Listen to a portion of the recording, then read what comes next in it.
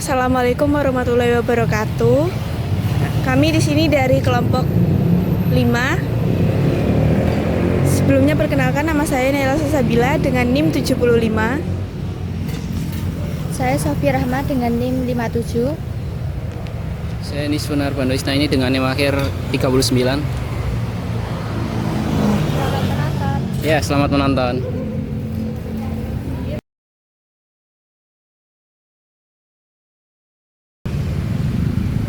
Baik, assalamualaikum warahmatullahi wabarakatuh.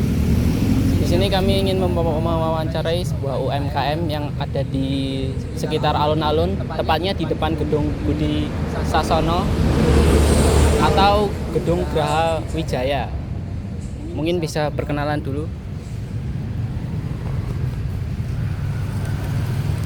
Awal perkenalkan, nama saya Dwi Mayuna. Saya selaku UMKM di sini.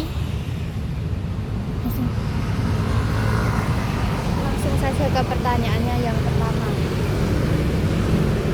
Bagaimana Anda menentukan baik buruk atau benar salah dalam mengambil keputusan bisnis pada usaha Anda? Dalam mengambil keputusan, saya itu selalu menerapkan sifat jujur. Kayak misalnya, saya itu tidak menggunakan bahan yang sudah tidak layak, tapi lebih ke menjaga kualitas bahan gitu. Lalu pertanyaan selanjutnya, bagaimana menerapkan prinsip keadilan dalam menentukan harga, pembagian tugas, atau pemberian upah di usaha Anda? Untuk harga itu saya ambil berdasarkan dari bahan baku, terus biaya operasional sama keuntungan yang masih wajar. Kalau untuk pembagian upah, saya itu sudah ada perjanjian kalau upah itu dibagi 1 bulan sekali. Jadi bagi hasil dari profit usaha itu. Pertanyaan selanjutnya, bagaimana Anda mengambil jalan tengah antara keinginan atau ambisi dengan resiko dalam mengambil keputusan bisnis di usaha Anda? Yang pastinya saya mau berkembang terus. Kayak misal saya itu mau menambah menu baru, tapi modalnya itu belum memadai. Jadi saya itu nunggu ada menu baru waktu modalnya sudah ada, begitu.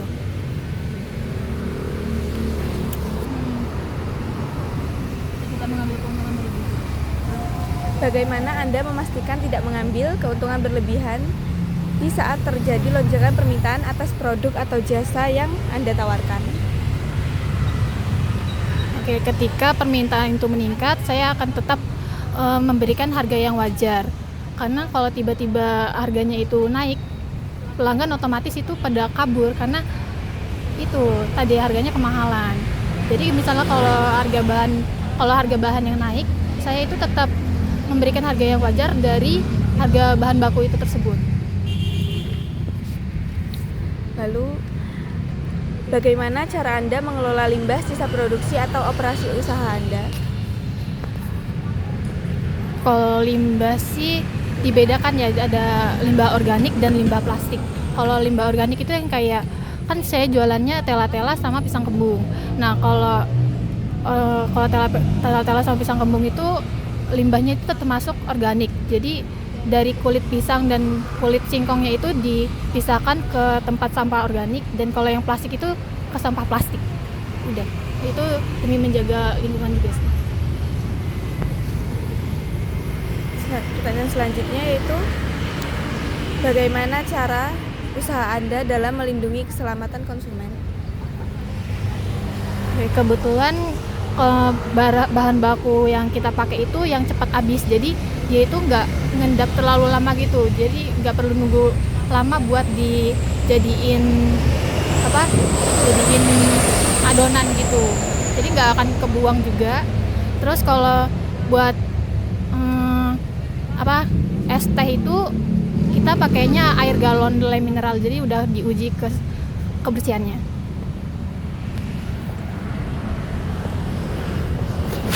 Untuk selanjutnya, bagaimana cara usaha Anda menciptakan lingkungan kerja yang bebas diskriminasi. Nomor 10. Nomor 10. Bagaimana cara usaha Anda dalam membangun budaya organisasi yang menjunjung tinggi etika? Oke, walaupun usaha saya ini masih termasuknya kecil, tapi saya selalu menerapkan sifat jujur dan ramah. Jadi orang-orang itu datang kembali bukan karena makanannya enak, tapi juga karena pelayanannya itu bagus. Jadi dia datang lagi. Begitu, Mbak.